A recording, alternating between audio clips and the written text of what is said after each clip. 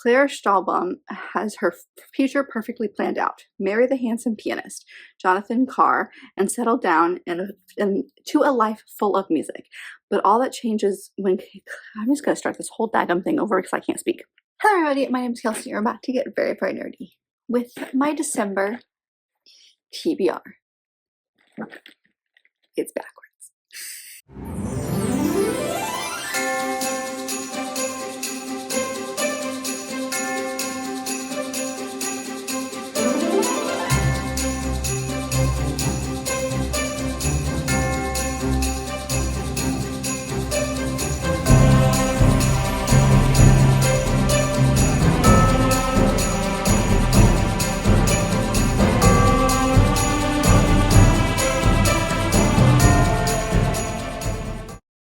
So it's a new month. It's the last month of 2024, which means it's time to talk about the books that I'm planning on reading in December.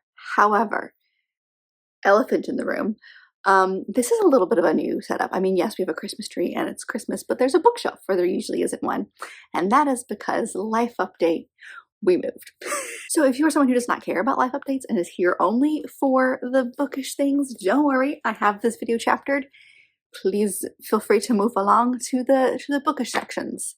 I will not be offended. For those of you who care a little bit, yeah, we moved. In September, I think I mentioned it in like a vlog somewhere, but in September, I got a new job and I love it. It's amazing. It's like what I want to do with my life. Like it's one of those things that like you start it and you're like, this is it. This is why none of my other jobs like lasted very long. And I love it dearly, but it was an hour and a half one way from our old house. So we needed to move. And where we used to live was great for the time because it was halfway between my husband's work and mine. But now that my workplace has changed, I was literally passing my husband's workplace to get here. So we moved. We made it a little bit easier on us. Plus, this is an area that like we've been wanting to move to since before we got engaged. So like this was always the end goal and now it's happened and we're very excited about it. So that's why in November I kind of disappeared. As you saw 2 vlogs from me, I think, and one of them was technically a vlog from October because the vlogs were the things that was the easiest for me to do. Sit down videos were really hard for me to do with a newborn, plus like she's not really a newborn, she's almost 6 months now. That's crazy to me.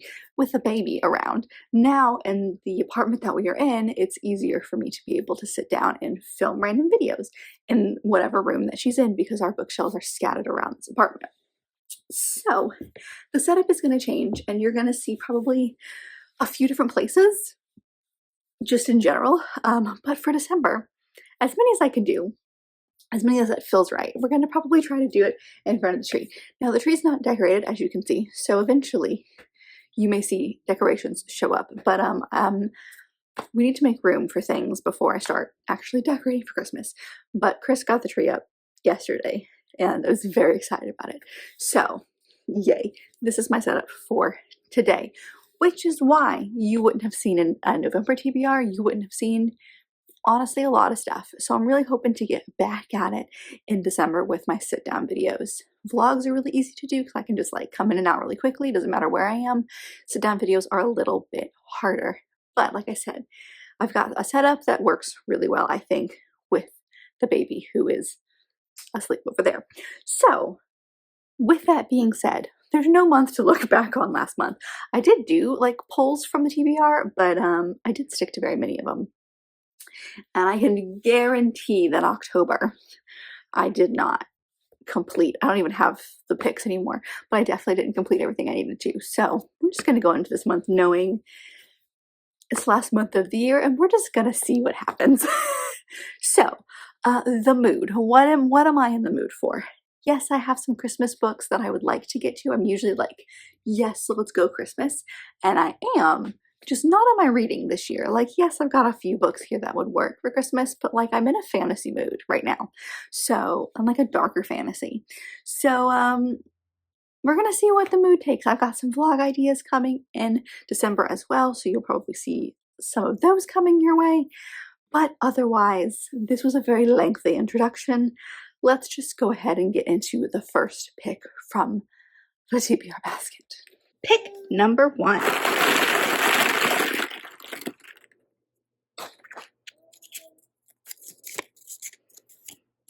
Read a retelling. The first one is Read a Retelling, which is perfect because one of the books that I haven't read that's in my Christmas collection, if you will, is The Enchanted Sonata by Heather Dixon Walwork. This was actually a gift from my friend Teresa a couple of years ago, and I have yet to actually get around to it. The problem with this that I see is that there's no audiobook anywhere. This looks like it's self-published, or at least indie published, and there's no audiobook.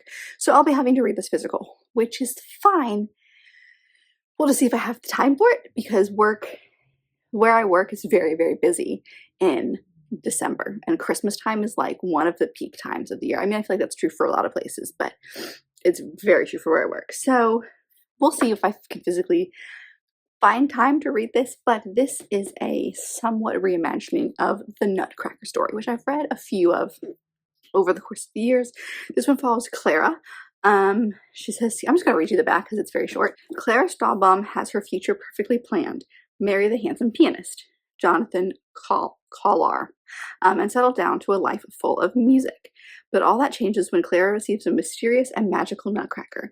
Whisked away to his world, an enchanted empire of beautiful palaces, fickle fairies, enormous rats, and a prince, Clara must face a magician who uses music as magic, and the future she thought she wanted. I think it's a YA. I love the chapter headings. Those are really, really quite pretty.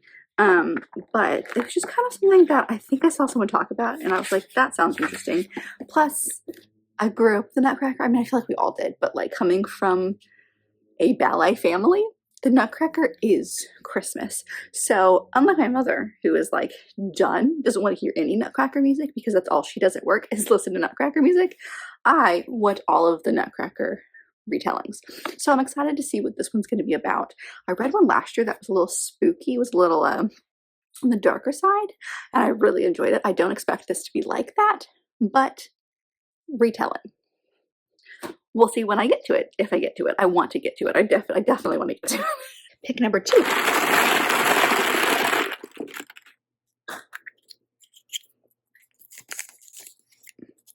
Read a book that starts with one of your initials.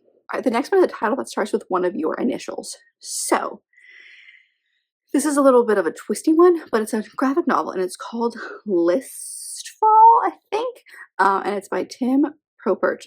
The thing that I'm saying that's my initial is because the first volume of this series is called The Girl and the Guardian. And you probably don't know this, but my married name starts with a G. So, graphic novel. Plus, my friend Taylor, who I talk about a lot on this channel, she told me to read this. Do I know what this is about? No, but it's fantastical. It's a graphic novel, and she recommended it. So honestly, that's all I need to know. I need to stop hitting this tree is what needs to happen. Shh. Number 3. Wait, there it is. I'm just throwing stuff everywhere today. Okay, read a fantasy. So the next one is Read a Fantasy. So this is the one prompt out of all of these that I think might change just based on my mood, because it's just a generic Read a Fantasy. I may change my mind. But at the moment, what I have picked for this is Lady of Darkness by Melissa K. Rohurst. This is the first in at least 5. I'm not sure if there's going to be any more, but I think there's at least 5 books in the series. And it is a fantasy. I think it's a romantasy book. Actually, I know it's a romantasy book because this is the book for November and December for Becca from Becca and the Books Alpha Hole Book Club, which is part of her Patreon book club where they read fantasy romance series. So I heard Ashley from Flock Fiction talk about this a while ago, so it's kind of already been on my radar. And so this was the final push I needed. Did I get to it in November? No, but I'm hoping that December might be the one, but it's thick. I do have the audiobook of it, but no matter which version, whether it's hardback, paperback, or Kindle, they're all over 500 pages. So we're going to see how I do. The thing is like out of all of the series that she has read for this Patreon buddy read, I've never actually gotten to one that there was one so far that actually was interesting to me. And then I'd heard people talk about it and it was about the writing, and I just knew that the writing wasn't going to be for me based on what people were saying about it. But this is the first series that she has done that I am like, I want to read this series. So I would love to get to this one, but it's thick. So we'll see. But that's the plan at the moment. Number 4.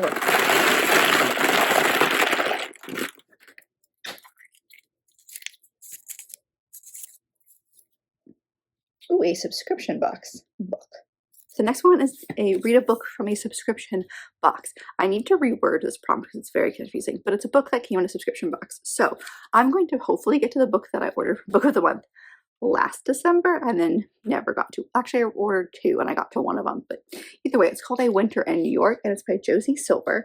Just look at all those winter vibes. It's not necessarily Christmas. I mean, it is, but it's wintry. It's been a very long time since I read the back of this, but it says, a young chef stumbles upon a secret family recipe that might lead her to the love and life she's been looking for.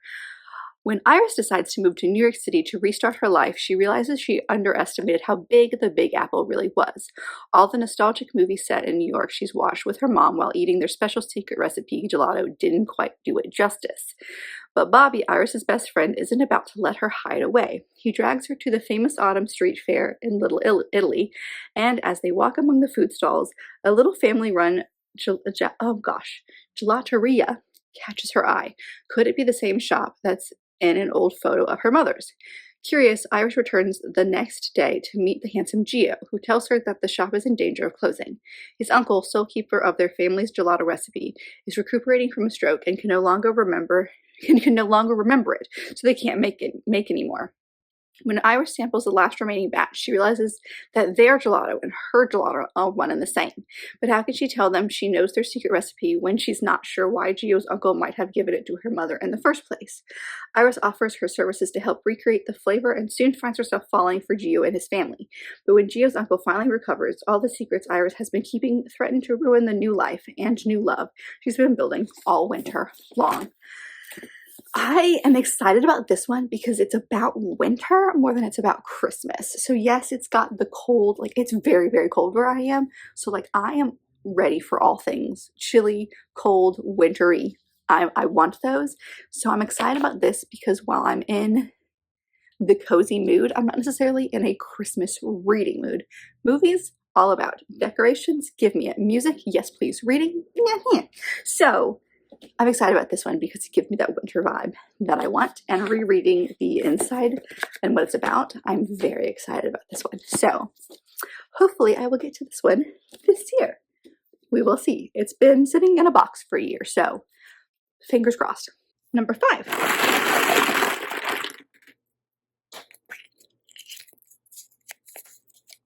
Oh, husband pick. The next one is husband pick, which is kind of perfect because for like a couple of years now, Chris has picked my entire December TBR, and this year, I didn't tell him this, but I'm not letting him, obviously, because I just am like not in the mood for certain things. So of course we would get husband pick. So let me ask him. So I'll put up on the screen the text message because he texted me. He's at work right now and I don't want to wait. So he's going to text me what it was. I am not remotely surprised. And that is The Violin Conspiracy by Brendan Slocum. This is a mystery. I won't say thriller, but it's a mystery book. It's about this guy who, here, I'll just read this part. A riveting page turner about a Black classical musician's desperate quest to recover his lost violin on the eve of the most prestigious musical competition in the world. And so it's about that. His violin gets stolen and he's trying to figure out what happened. And then I think, based on what Chris has told me, there's like some questions on whether or not he actually owned this violin. And so I think race is going to play a part in this. But I'm excited because Chris loved this book. And we even have another book, like the next book after this one this author wrote. I think this author wrote this book in 2020 when we were all like at home doing nothing. But it's about music and it's a mystery, so I'm excited. And Chris said, please read. So we'll see. Again, there's a caveat on all these books on whether or not I'll get to them. But out of all the books that Chris has read and has told me that he would pick for me if this prompt came up, this is the one that I'm the most excited about. So hopefully I'll get to this one maybe after Christmas, when I'm like done with all of the Christmas vibes and I just want something that's not like anything I've read, because that usually hits right like in the last week of the month, in the last week of the year. I'm like done with Christmas and I don't want to read anything like I've been reading the entire month. This might be a good one to pick up then. Number 6.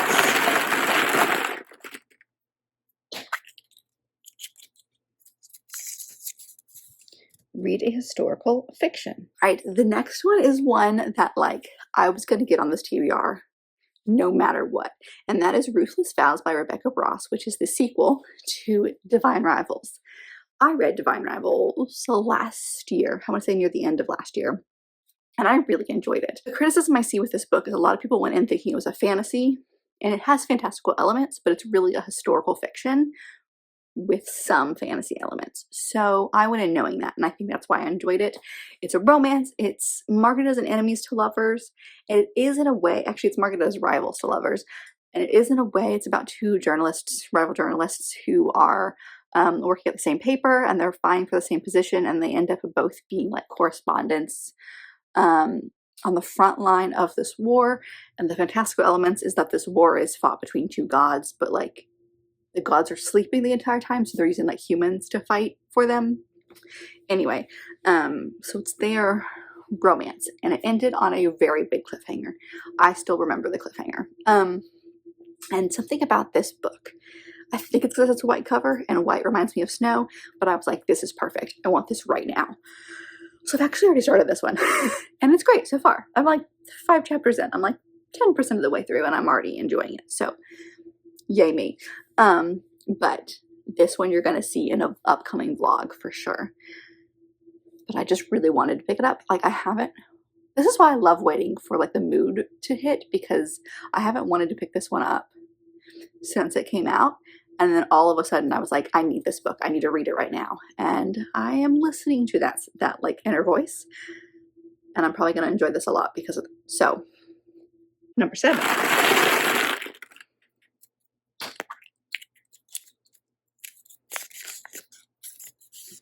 Read a book ending in an even number. The next one is to read a book ending in an even number. This is another one that we'll see depending on the vibe.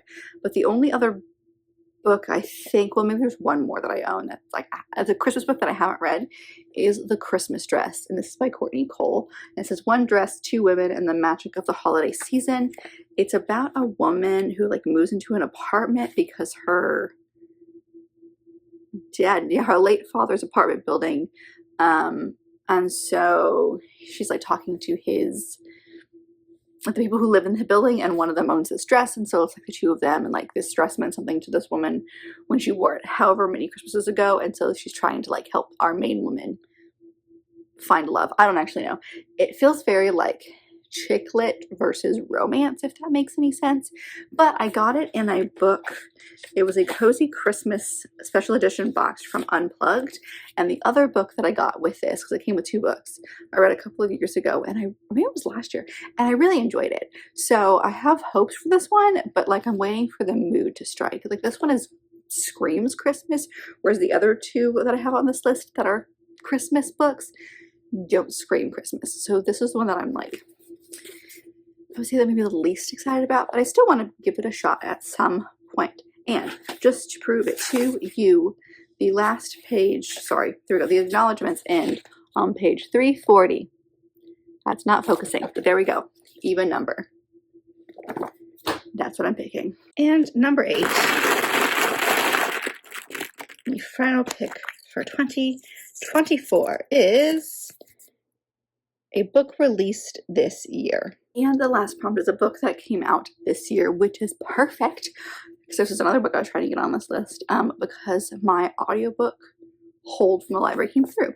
And that is Not in Love by Ali Hazelwood, which is her most recent book.